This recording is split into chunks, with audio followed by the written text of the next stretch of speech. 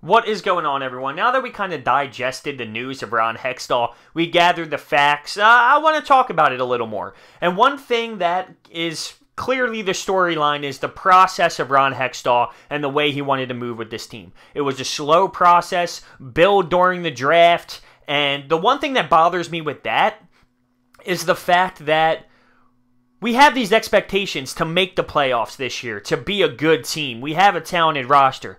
How are we supposed to build through the draft and be a team that does well in the playoffs every year? I mean, it's kind of one or the other. So I don't think a plan of building through the draft for 15 years is the way to go. I mean, it's kind of one or the other. And that brings me to this core that we have seen now through 4 coaches that just has not been successful. At times, you need to realize, okay, if we're going to build through the draft, let's trade some players, get some assets back, and really attack the draft the way that we want to. It's counterproductive. It reminds me of, say, a Philadelphia Sixers team that's stuck in the 8th seed every year, getting that pick 16, 17, 18. Where are we going? We're not getting it. And we don't have to tank to the extent of the Sixers, but I'm just saying, If our process was, let's build through the draft, you can't be in and out of the playoffs playing around that middle of the pick draft every year. We did get second overall, but that's because of the most ridiculous odds ever that we got lucky on. And it paid off to be one of the worst NHL drafts in years. So it kind of just factors in how lucky we really got. One thing that bothers me with Homer's decision is he realized that we were losing revenue, the fan base is getting bored, but the big factor is we were losing revenue. So, I mean, I do respect the decision made. I don't really have that much faith in Homer. I've been on the record saying that, but I just hope the decision wasn't made just based off revenue. I know it's a business, and I'm sure that was part of it, but the real issue is the fact of the matter of it being a too slow of a process to make much sense. There's guys like Wayne Simmons. Let me get this out of the way. He did a good job of getting rid of the salary cap problems that we had, without a doubt. There were some positives in this. But going back to the Wayne Simmons thing, he waited too long to make a move. You got to realize his value is dropping. Let's go out, let's trade him, let's get assets back. He did not do a good job of making sure we made trades when needed to. And he's believing in these Oscar Lindbloms and Jordan Weal, Dale Weiss, even Travis Sanheim. He was supposed to be a draft pick of ours that was absolutely tremendous.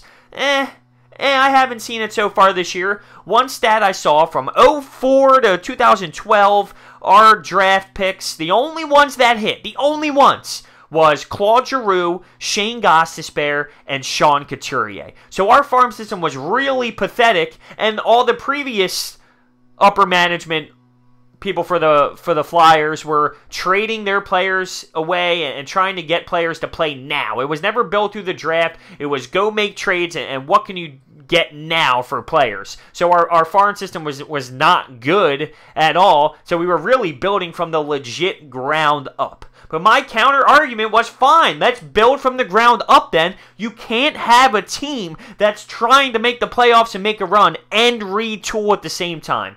Another thing I have to take a look at is, where are these teams that were rebuilding at the same time as us, and now they're somehow automatically better than us? You look at the Buffalo Sabres this year. You look at other teams around the league. They rebuilded, and look at them. They're already passing the Flyers. I've seen both sides. I've seen people who are really offended, realistically, from this move because they love the process of Ron Hextall and where it was going. But I see the other side. I'm leaning towards the other side of it. It was time. You know, I haven't seen enough through the 5 years. I get there are pieces in place that still need work to get to where we need to, but I think the process was too long. I think his window was more like 10 to 13 years. And I mean, really? You're going to tell a fan base we need 10 to 13 years to make something happen? We're in year 5 and we haven't seen anything really. We haven't really seen anything that substantial to make us say, you're right, Ron. This is working out.